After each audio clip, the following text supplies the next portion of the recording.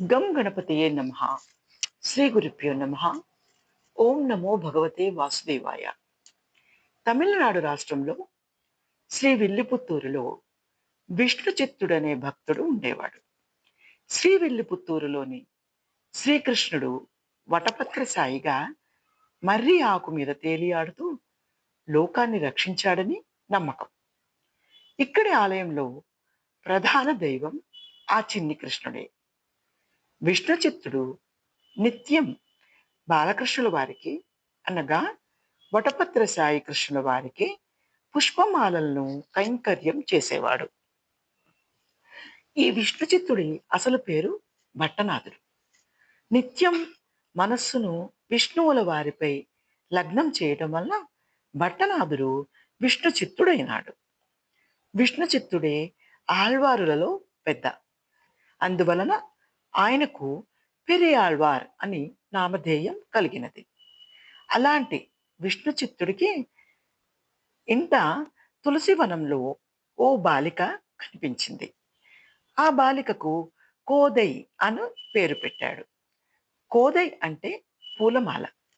గోదాదేవి చిన్నప్పటి నుండి కృష్ణలీలలను ఆడుతూ పాడుతూ కృష్ణలోకంలోని మనస్సును నిలిపేది. గోదాదేవి యుక్త వయస్సు వచ్చేసరికి కృష్ణ భక్తి కాస్త కృష్ణ ప్రేమ అయింది. గోదాదేవి కళ్ళు మూసినా తెరిచినా నల్లని వాడే కనిపించేవాడు. తన స్నేహితురాలను గోపికలని, విల్లిపుత్తూరుని గోకులమని భావించేది. తనకు వివాహం కృష్ణుల వారితోనే జరగాలని భావించేది. అందుకోసం కాత్యాయని వ్రతంను ప్రారంభించింది. తన స్నేహితురాలను తెల్లవారుజామున మేలుకొలుపుతూ 30 పాసురాలను పాడింది. సూర్యుడు ధనురాశిలోకి ప్రవేశం, మార్గశీర్ష మాసం అంతా కృష్ణుల వారిని వద్దకు వెళ్ళటానికి తన స్నేహితురాలను మేలుకొలుపుతూ కృష్ణ భక్తి పాసురములు అనగా గీతికలు తమిళ భాష్యం నందు పాడింది.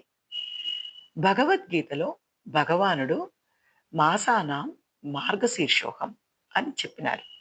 అందువలన మొదటి పాసురంలోనే గోదాదేవి మార్గశీర్ష మాసం అని మొదలు పెట్టింది.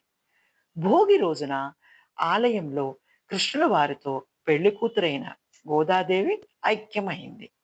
ఈ పాసురాలు శుభకరములు, మంగళప్రదములు.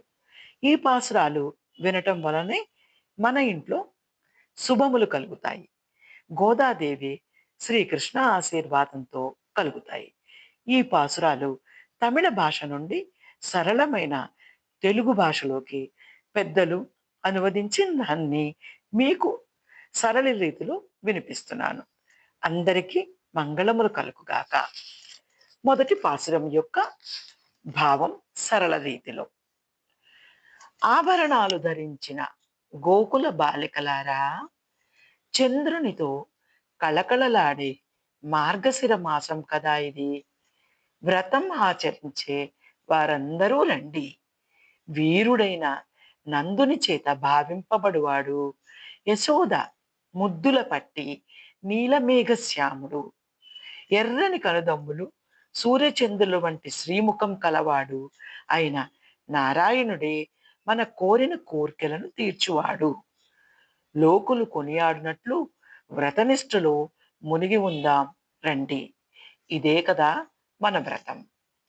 కృష్ణాయ వాసుదేవాయ హరయే పరమాత్మనే ప్రణత క్లేశనాశాయ గోవిందాయ నమో నమః. ఓం నమో నారాయణాయ.